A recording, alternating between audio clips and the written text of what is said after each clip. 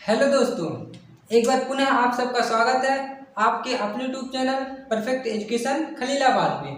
दोस्तों, आज की क्लास में हम लोग सीखने वाले हैं चैप्टर जो है परिमेय संख्या के बारे में। चैप्टर का नाम क्या है? परिमेय संख्या के बारे में सीखेंगे। दोस्तों, इस चैप्टर का हर एक कॉन्सेप्ट को आज क्लियर करेंगे। जो भी कॉन्सेप्ट है एकदम बेहतर तरीके से कॉन्सेप्ट को क्लियर करेंगे। दोस्तों, अगर वीडियो अच्छा लगेगा तो वीडियो को लाइक और साथ में दोस्तों के साथ शेयर करना ना भूलेगा। तो चलिए वीडियो को स्टार्ट करते हैं। पहले देखेंगे हम प्राकृतिक संख्या के बारे में, फिर पूर्णांक के बारे में, पूर्ण संख्या, सम, विषम, भाज्य, अभाज्य और भी जो भी है सबको देखेंगे। चलिए स्टार्ट करते हैं। पहले देखते हैं प्राकृतिक संख्या। प्राकृतिक संख्या किसे कहते हैं? प्राकृतिक संख्या, प्राकृतिक संख्या के बारे में। तो प्राकृतिक संख्या क्या है दोस्तों? इतना याद रखिएगा, प्राकृतिक संख्या उस संख्या को कहते हैं जहां से हम किसी वस्तु को गिनना स्टार्ट करते हैं। जैसे मान लीजिए आपके पास कुछ ढेर सारे वस्तु पड़े हैं, क्या कुछ सारे वस्तु रखे गए हैं। तो अगर आपसे कह दिया जाए कि इसको गिनिए, क्या करिए? गिनिए। तो आप कहाँ से गिनेंगे? सबसे पहले क्या आएगा? एक आएगा। क्या करेंगे? 1 2 3 4 5 6 इस तरह से गिनेंगे। कहाँ तक जाएगा? ये अनंत तक जाएगा। यानी हम गिनती कहाँ से स्टार्ट कर रहे हैं? 1 से स्टार्ट कर रहे हैं। गिनती कहाँ से स्टार्ट किए? 1 से स्टार्ट किए। तो हमारे क्या होगा? 1 2 3 4 डॉट डॉट डॉट इनफाइनाइट यानी अनंत तक।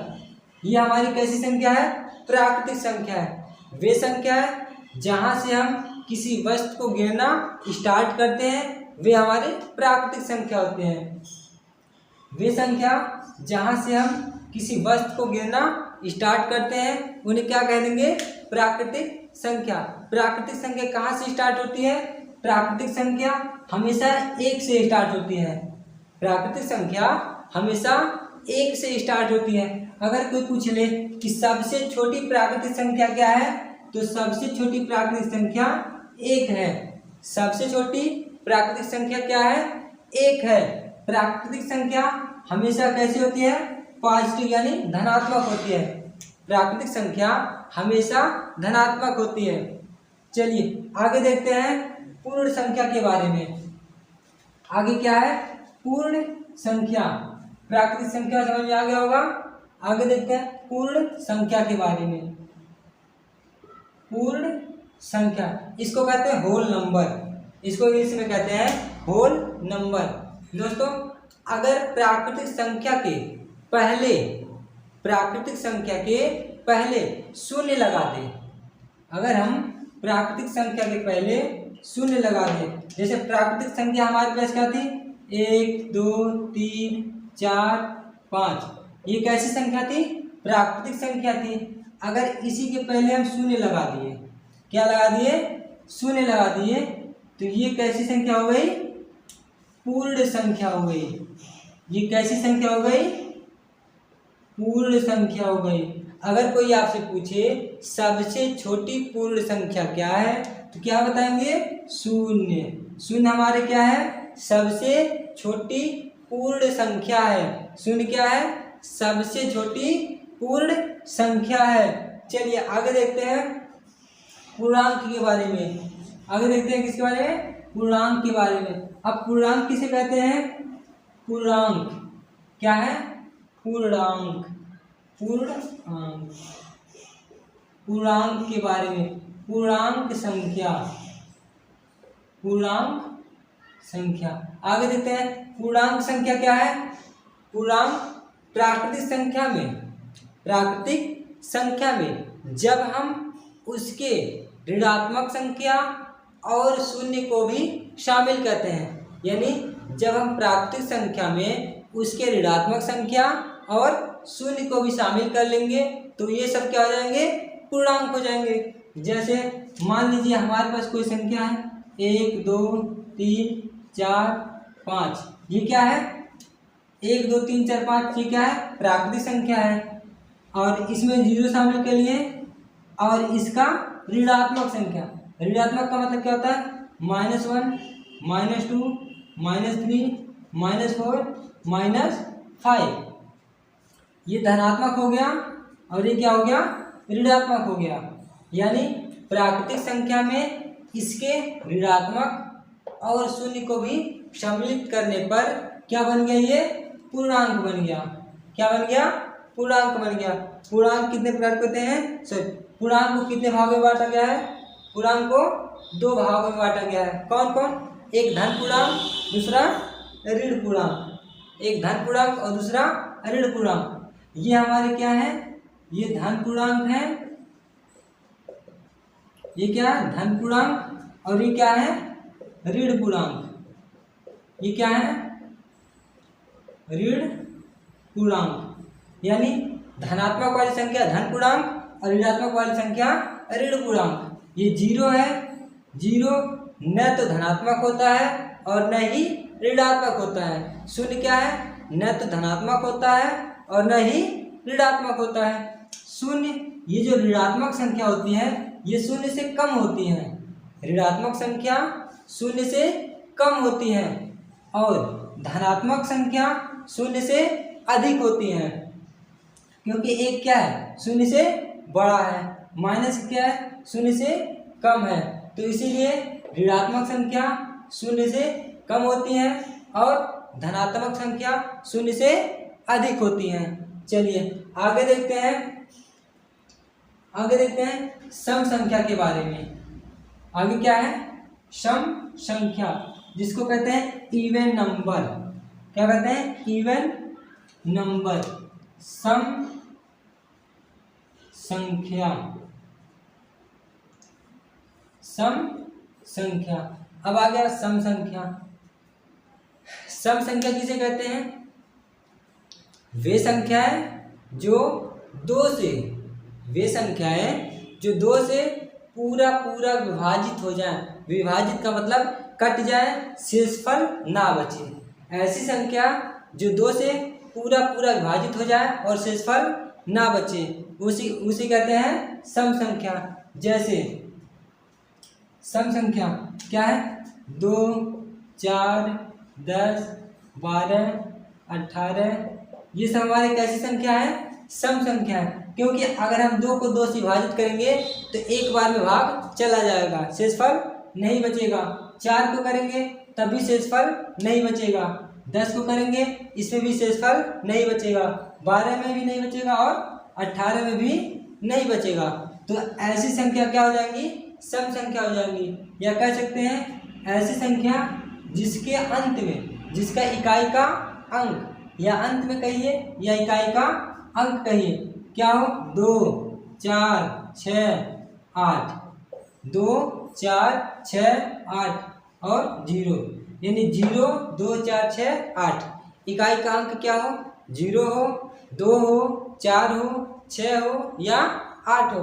अगर इनमें से कोई भी संख्या इकाई के स्थान पर है तो वो कैसी संख्या हो जाएगी? सम संख्या हो जाएगी। क्योंकि अगर इकाई के स्थान पर इनमें से कोई भी संख्या आता है तो वो 2 से पूरा पूरा विभाजित हो जाएगा, उसमें शेषफल नहीं बचेगा। जैसे मान लीजिए कोई संख्या है 768। कितना? 768। क्या इसको हम 2 से डिवाइड करेंगे तो शेषफल बचेगा? नहीं। चलिए देखते हैं कितने भाग करना है? 2 से। 2 एक का नाम 2, 2 3 6, 1 बचा 16, 2 8 16, 2 4 8। शेषफल बचा? नहीं बचा। क्यों? क्योंकि इसके अंत में क्या आ गया था? 8 आ गया था। 8 इसमें था? हाँ था। तो अगर किसी संख्या के अंत में 0 हो, 2, 4, 6, 8, अगर इनमें से कोई भी संख्या आता है तो वह 2 से पूरा पूरा विभाजित होगा। अगर विभाजित होगा तो ऐसी संख्या को क्या कहेंगे? इवन नंबर, यानी सम संख्या कहेंगे। चलिए आगे देखते हैं। अगर ये पूछ लिया जाए कि सबसे छोटी सम संख्या क्या है? सबसे छोटी सम संख्या 2 है। सबसे छोटी सम संख्या क्या है? 2 है। चलिए आगे देखते हैं विषम संख्या के बारे में। अभी क्या है? विषम संख्या। इसको कहते हैं ऑड नंबर।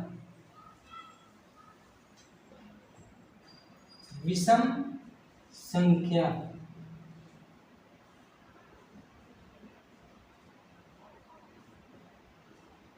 विषम संख्या इसको कहते हैं ऑड नंबर। और विषम संख्या क्या है? ऐसी संख्या जो 2 से पूरा विभाजित न हो। ऐसी संख्या जो 2 से पूरा विभाजित न हो, ऐसी संख्या को क्या कह देंगे? विषम संख्या। जैसे मान लीजिए 1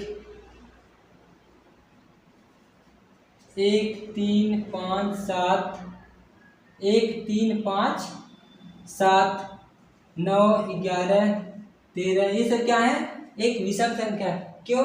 क्योंकि 3 2 से कट जाएगा, नहीं कटेगा, शेषफल बचेगा। 5 कटेगा, नहीं कटेगा। 7 कटेगा, नहीं कटेगा। अगर इन सब को हम 2 से डिवाइड करेंगे तो शेषफल बचेगा। अगर शेषफल बचेगा तो वो कैसी संख्या हो जाएंगी? विषम संख्या। अगर 2 से डिवाइड करने पर शेषफल बच रहा है तो वो कैसी संख्या होंगी? विषम संख्या। विषम संख्या के अंत में क्या आता है? अगर कोई संख्या है और वो विषम है तो उसके अंत में 1 आएगा, 3 आएगा, 5 आएगा, 7 आएगा और 9 आएगा। 1 3 5 7 और 9। अगर किसी संख्या के अंत में 1 आ रहा है, 3 आ रहा है, 5 आ रहा है, 7 आ रहा है और 9 आ रहा है तो वो कैसी संख्या हो जाएंगी? विषम संख्या हो जाएंगी। क्यों? क्योंकि वो 2 से पूरा विभाजित नहीं होगा, उसमें शेषफल बचेगा। चलिए आगे देखते हैं। आगे देखेंगे भाज्य और अभाज्य के बारे में। भाज्य संख्या और अभाज्य संख्या। भाज्य किसको कहेंगे और अभाज्य किसको कहेंगे? भाज्य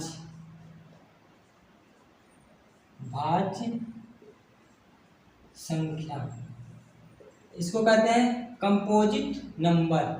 भाज्य संख्या को क्या कहते हैं? Composite number. ऐसी संख्या जो एक और स्वयं के अतिरिक्त का मतलब छोड़कर, जो एक और स्वयं को छोड़कर किसी अन्य संख्या से भी कट जाए। जो एक और स्वयं को छोड़कर किसी अन्य संख्या से भी कट जाए तो ऐसे नंबर को क्या कहते हैं? भाज्य संख्या। जो एक और स्वयं को छोड़कर किसी अन्य संख्या से कट जाए, ऐसी संख्या को क्या कहते हैं? भाज्य संख्या कहते हैं। जैसे अगर कह दिया 18, क्या है?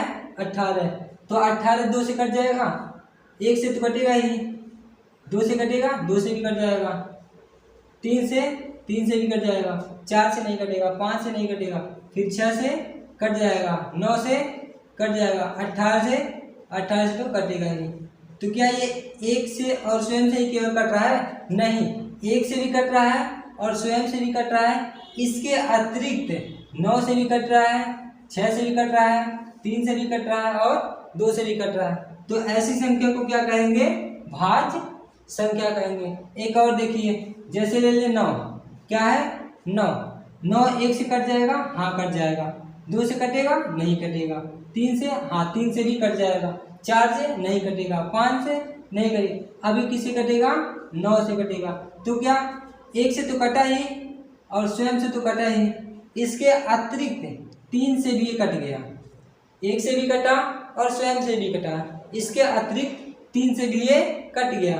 अगर ये 1 से भी कट रहा है और स्वयं से भी कट रहा है, इसके अतिरिक्त एक और भी संख्या से कट रहा है, तो ऐसे नंबर को क्या कहेंगे?